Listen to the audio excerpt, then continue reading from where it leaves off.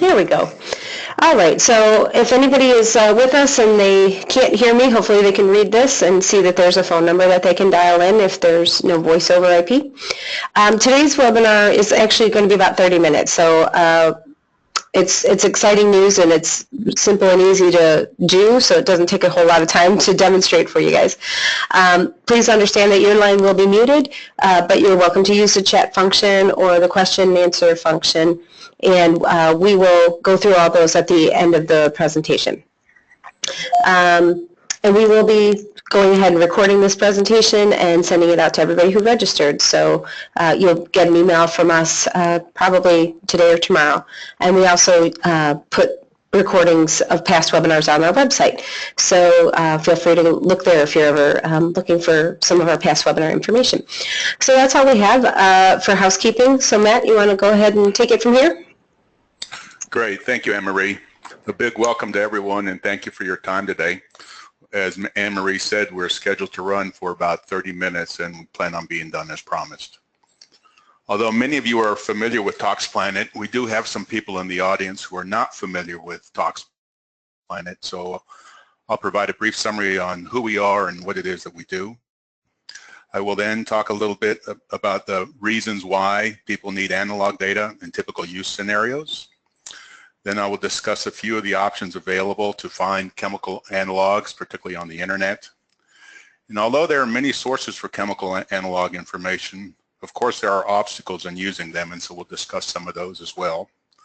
And then next I will introduce and demonstrate a solution we are developing to provide chemical analog searching within the ToxPlanet system.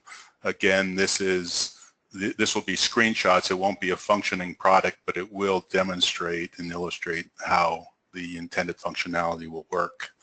And then I will conclude with some key takeaways, and then we'll open up the floor to Q&A. So a little background on who ToxPlanet is.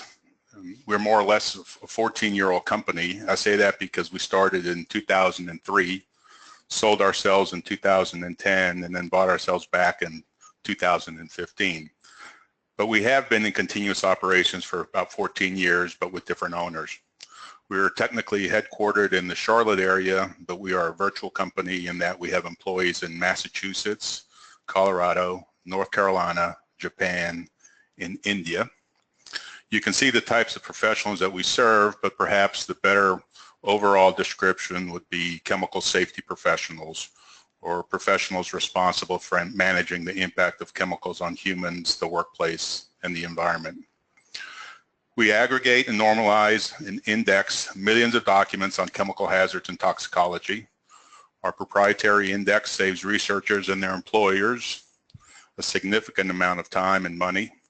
And finally, simply put, we deliver content users expect to find, and then also delight users with content they didn't even know existed. But the bottom line is that we save people time, a lot of time. Here's a bio about me, but generally speaking, I entered the information industry totally by accident 35 years ago. 25 years ago, I entered the chemical hazard and toxicology space when I joined Thomson Micromedics. Again, I landed in this particular space totally by chance, but I fell in love with it immediately and have been in here ever since. I started my own business because I wanted to be more responsive to customer needs. All I wanted to do was do what customers had asked us to do for years, but we were never able to or willing to do for whatever reason. A disclaimer, during today's webinar, I will mention several websites, databases, software, and services, and I'd like to be clear that we do not have any formal relationship with any of these parties, nor do we claim any ownership of the items that we discuss other than those that are specifically owned by ToxPlanet. As we get into discussing today's subject, I wanted to give a little bit of background about why we are where we are. Since inception, which is, like I said, nearly 15 years ago, our focus has been to provide simple access to chemical-specific content. And so the plan is, or the intent is, that you do a search on benzene and you get documents about benzene. There's a lot that goes on in the background, but essentially chemicals and their synonyms are associated with CAS numbers. Documents are associated with CAS numbers, and then we connect the dots between the chemical names and the documents. It's fairly straightforward, but not particularly flexible or expandable. Over the years, our users have asked us to add more searching options, like searching by chemical and physical properties, tox values or ranges, descriptors and labels like carcinogenic, mutagenic, teratogenic, even searching on structures and analogs.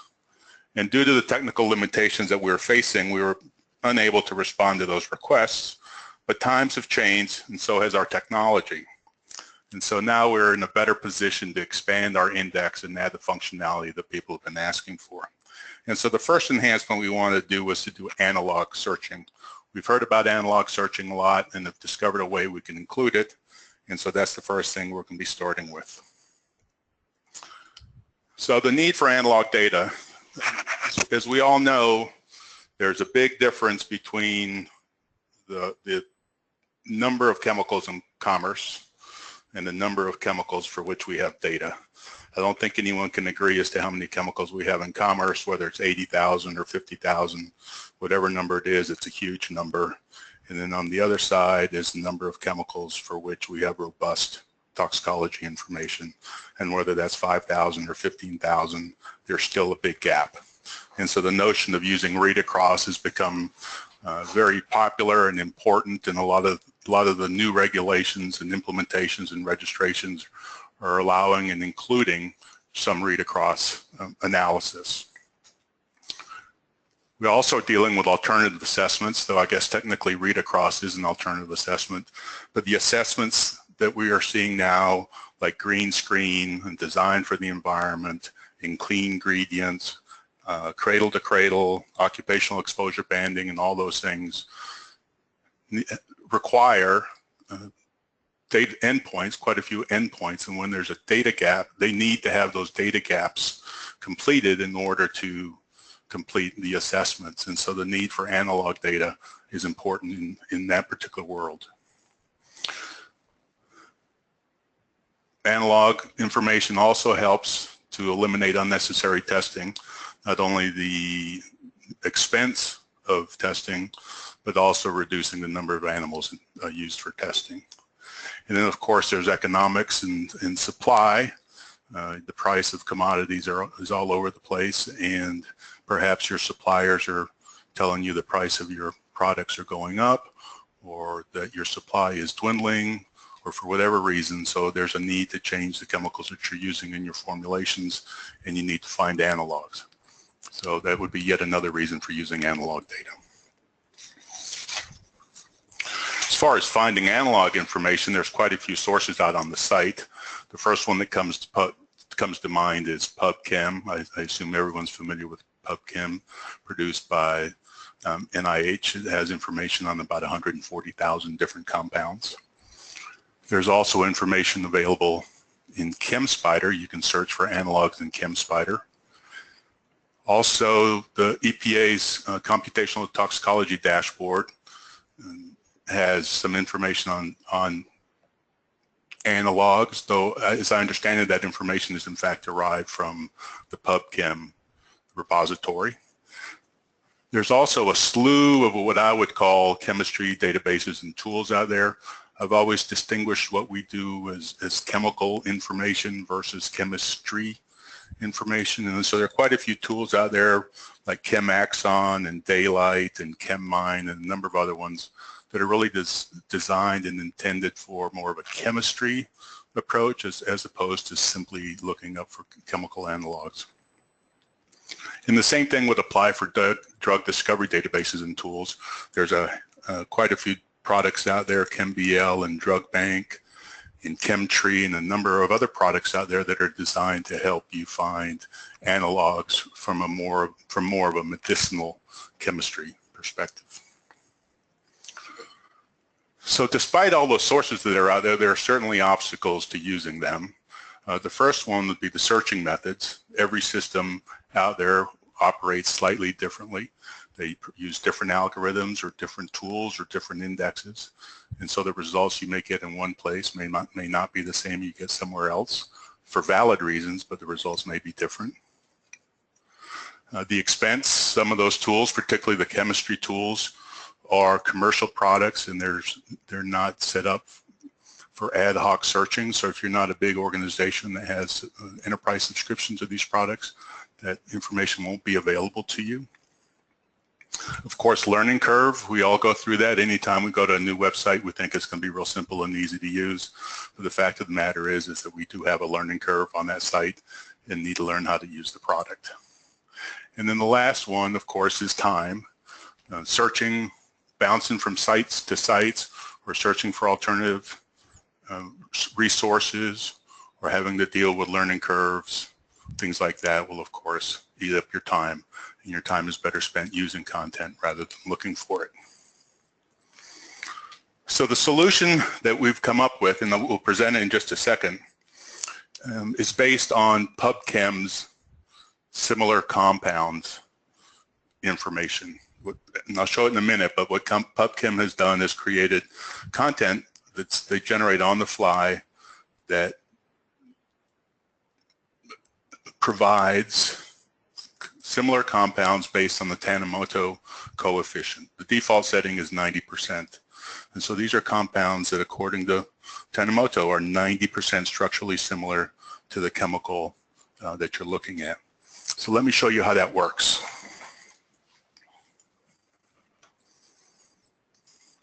So here we are in PubChem, and we'll do a real simple search on benzene.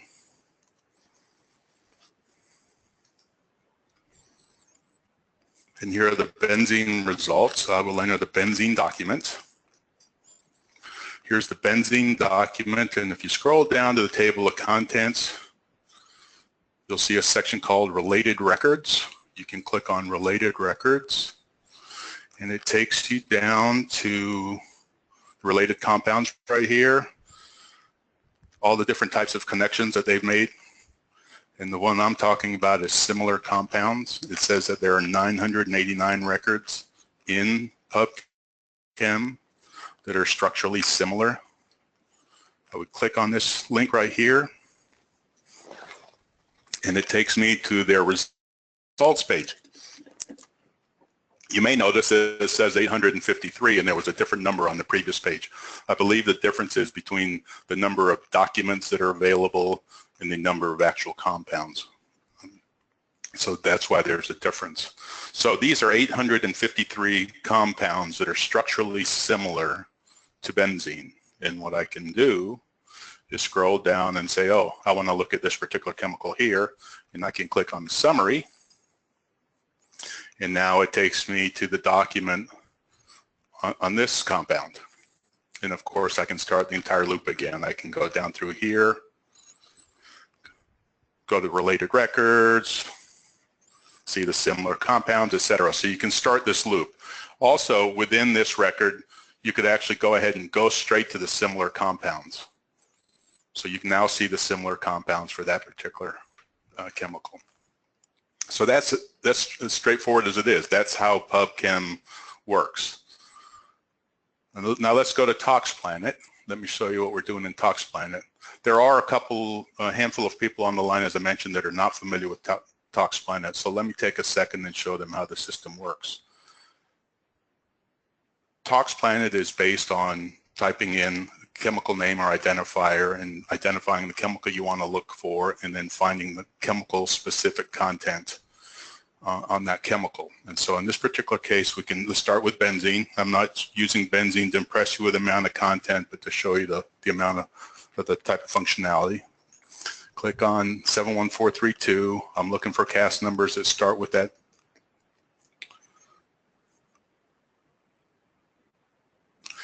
We get to what we call our chemical identity page. This gives you the opportunity to confirm that this is in fact the chemical you want to look at.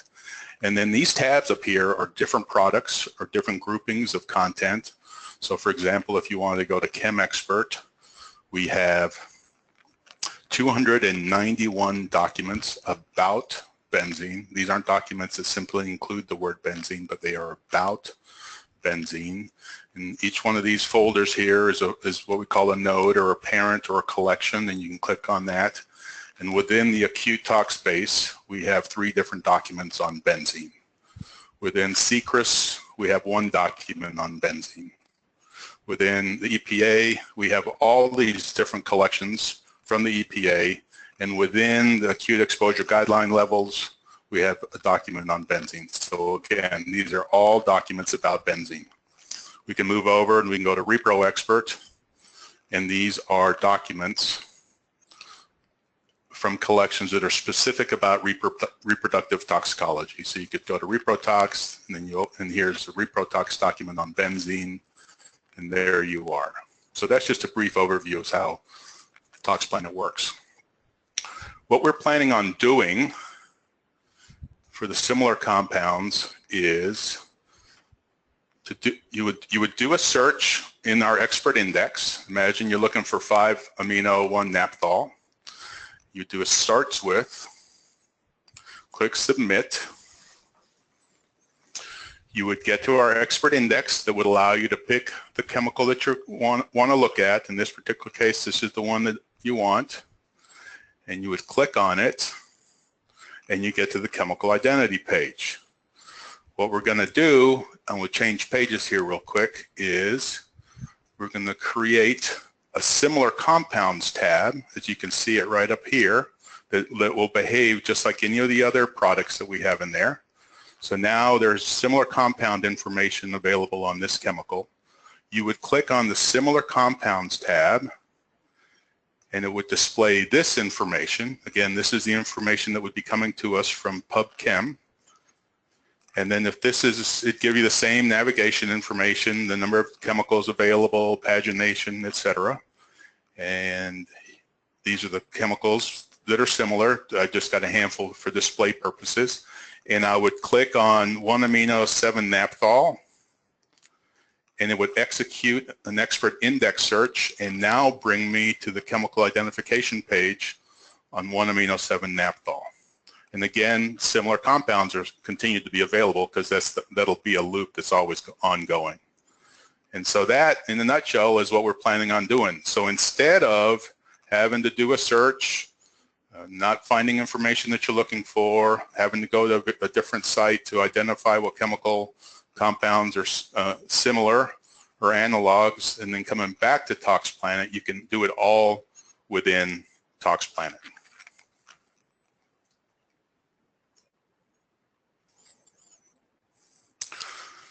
So key takeaways on this: it's easy to use. It'll behave and act just like any other ToxPlanet product. So if you know how to use ToxPlanet, and we all know how easy it is to use, then you'll know how to use our similar compounds product.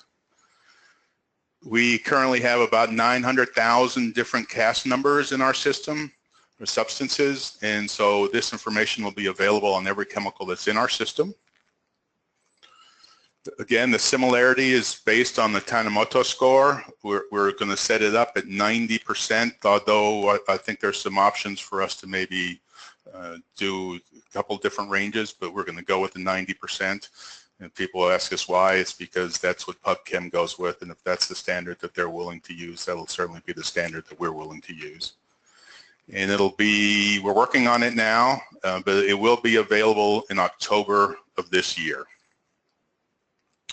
So let's turn it over. You want to get back online, Anne-Marie, and turn it over to Q&A? Sure, here I am. Let me just look in the boxes. I don't see anything in chat. Does this feature a cost extra? That's a question from Philip. Yes, it will. This will be, since it's going to behave like a different collection, and because of the technology that we're having to purchase in order to implement this, this will be an additional subscription. Okay, great. Can the user adjust the similarity score? For example, can we use 95%? Yes, I believe that one of the options that we can do is include some radio buttons that will allow us to use the 3 settings that PubChem has. And I believe PubChem has either 85, 90, and 95, or 80, 90, and 95. Yes, I'll make a note of that, but we plan on including that functionality. Okay, great. Will the similar compounds tab define the percent similarity for each structurally similar compound? Meaning if it's 92 or 94% or something like that?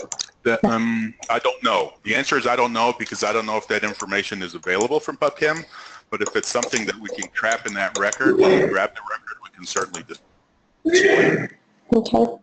Next question is, how are the results oriented? For example, will the compound that is most like the original compound be listed first? Boy, that's a good question. I don't know. We get the dump from, we're using web services to hit the PubChem site, and so we get the dump from them. I'm not sure how it's oriented, but if we can sort it, just we'll certainly sort it on that. So multiple score options. Actually, rather than having a predetermined sort, we'll certainly explore allowing the user to determine what sort it is that they want to use. Okay. After going online in October, will you offer a free trial period prior to the subscription? Absolutely. So let me follow that up with a different kind of question. Somebody's already a customer of yours, so what you're going to offer them is a free trial just of this product for 2 weeks, and then if they don't proceed, then we turn it off. Exactly. Our normal approach is to turn it on for everybody for 2 weeks, and then turn it off based on people not wanting it or whatever the case may be. Okay. Wow, these are really great questions. So far, that's all I can see. Let me just double check the chat box in case anybody. Nope, nobody did. Let me just make it absolutely certain there's no more. Okay, I think that's all the questions we had. Okay, well, great, Anne-Marie. Thank you, everyone. We're real excited about this. It's taking us a while, a lot longer than we expected to implement this, but I think everyone will be real pleased when it shows up. Yeah, it sounds like a great thing. Like you said, what used to take hours could be done in a few clicks now, which is amazing.